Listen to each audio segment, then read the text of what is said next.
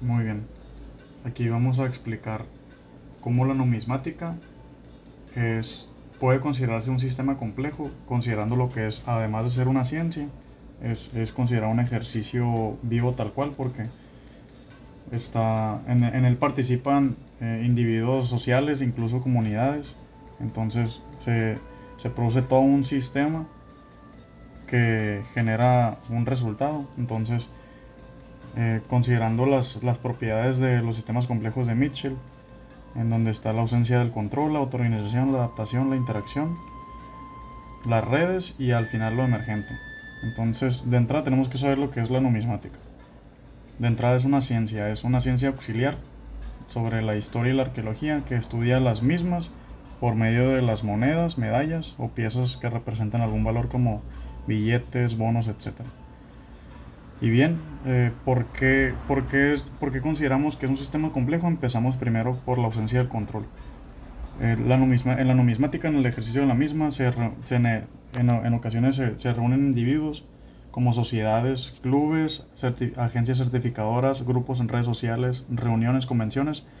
Sin embargo, aunque algunas sociedades sí tienen sus propios políticas, reglas, etcétera, no, aunque en estas participan individuos, y ninguno de ellos eh, tiene, tiene un control central. Entonces, en este caso, aplicamos la ausencia de un control. Porque no hay nada por encima de una sociedad. Entonces, cada uno tiene su propia autonomía. Incluso hasta el propio individuo. El tema de la autoorganización también. Ya sea los de autoorganización. Los detectoristas, nadie les está diciendo a qué pueblos detectar monedas, ir a buscar, prospectar. Los vendedores primarios se tienen que estar adaptando, por lo tanto, siempre están en constante movimiento. Todos se remiten a autonomía y toma de decisiones propias. Un ejemplo son los coleccionistas. En este caso, hay personas que se reducen a coleccionar monedas de colonia mexicanas, otros coleccionan monedas eh, del Banco de México, otros monedas de plata, otros monedas de Estados Unidos, pero cada individuo de todo este sistema tiene su propia autonomía. Los investigadores también se pueden ir por el tema el tema de un momento histórico como la independencia, revolución, la colonia. Y estamos hablando del tema de México, pero la numismática es todo un universo, involucra a cualquier país que haya utilizado monedas. Todo es conocimiento en el tema de historia y numismática. Los difusores, entonces, todos estos elementos que participan en el ejercicio tienden a autoorganizarse. El tema de la adaptación, que es una propiedad de los sistemas complejos. Un detectorista, vamos a poner un ejemplo de un detectorista. Un detectorista jamás va a saber lo que se va a encontrar. Se puede encontrar tanto piezas de cobre como piezas realistas o piezas muy comunes. Eso igual le va a afectar en sus finanzas o no. O a veces en algunas ocasiones lo hacen para beneficio económico y otras para colección y otras por hobby, pero igual, un detectorista jamás va a saber. Entonces, por lo tanto, tiende a adaptarse. Tiene que estar buscando diferentes entornos, diferentes pueblos, diferentes ciudades. Por ejemplo, no va a ir a una ciudad moderna a buscar monedas, tiene que ir generalmente a ciudades con antigüedad de más de 150 años.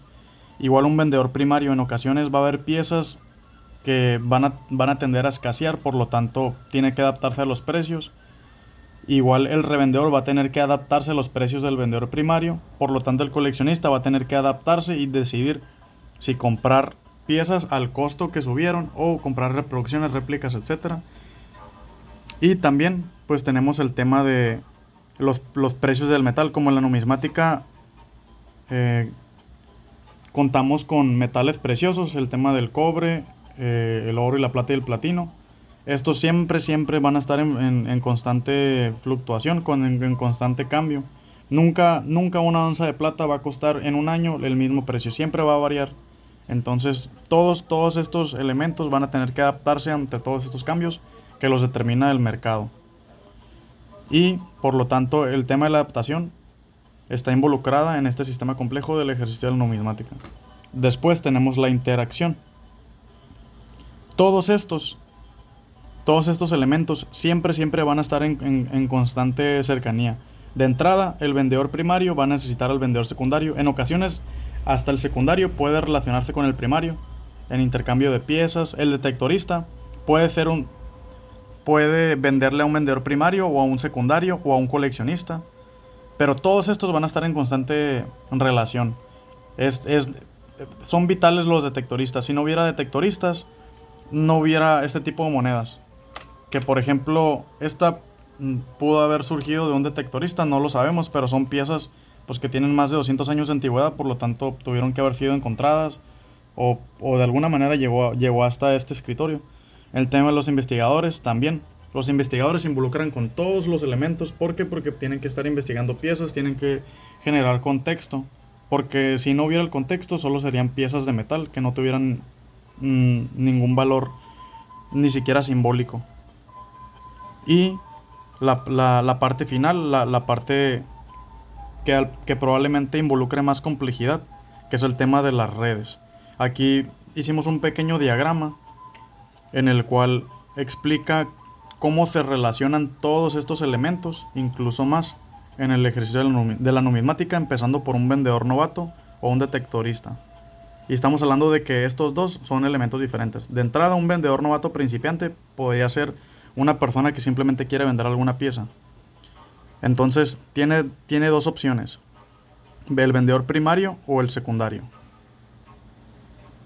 El vendedor primario tiende a conseguir mejores precios, por lo tanto le puede vender a un vendedor secundario.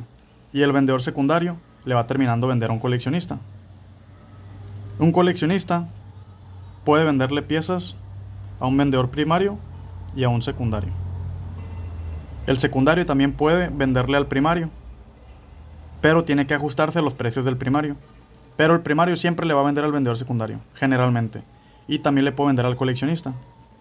En algunas ocasiones no vamos a necesitar el detectorista, porque en algunas ocasiones este tipo de piezas ya no hay manera de que se acuñen. Son monedas de hace más de 200 años, pero existen monedas que emite el fabricante, en este caso las autoridades oficiales de cada país. En este caso es el Banco de México.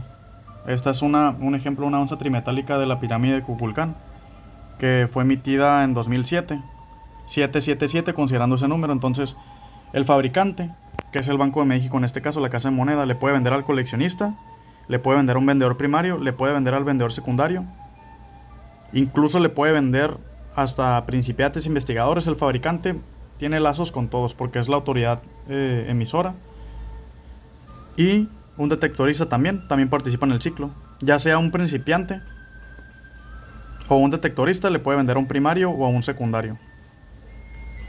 Y por otro lado, el investigador también es bien importante. Siempre va a estar en constante contacto con todos porque él es el dador del contexto. Él es el que investiga cuántas piezas se acuñaron, por qué es cara, por qué no debería ser cara, por qué es más coleccionable, por qué es más simbólica. Y los difusores, aquí representamos con 4 flechas que también están en constante cercanía con todos estos, ya que si no hubiera difusores, se reduciría la difusión que se le haga a la numismática, el marketing, las explicaciones, las difusiones culturales, porque igual es cultura. La numismática involucra identidades de cada país, por lo tanto los difusores están en constante cercanía y también participan en este tipo de sistema. Y lo que emerge es el ejercicio de la numismática, que proporciona historia, patrimonio y también diversidad a todos los países. Y ya por último, para finalizar, pues vamos a darles una pequeña exposición de estas monedas para darles contexto de cómo unas piezas metálicas pueden representar tanto. Estas son las monedas de 100 pesos que acuñó el Banco de México. En el centro esta es de Quintana Roo, segunda fase con el centro de plátano 25 y representa el juego de pelota. Es la ceremonia en la cual juegan los mayas. Esta es una onza que emitió la Casa de Moneda, en donde representa Yucatán y el emblema es el castillo de Chichén Itzá. Esta moneda probablemente pudo haber sido encontrada por un detectorista, porque ya son monedas de más de 100 años. Es un 2 pesos provisional de Oaxaca, pues que precisamente allá se acuñaban. Estas dos monedas son reales coloniales que datan del siglo XIX.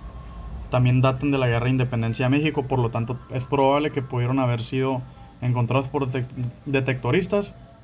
Entonces, para que estas monedas hayan llegado aquí, tuvieron que haber pasado muy probablemente por todo este sistema, empezando por el detectorista, hasta el vendedor primario y secundario, quizá el novato principiante, eso sí lo desconocemos, hasta llegar al coleccionista, que en este caso soy yo.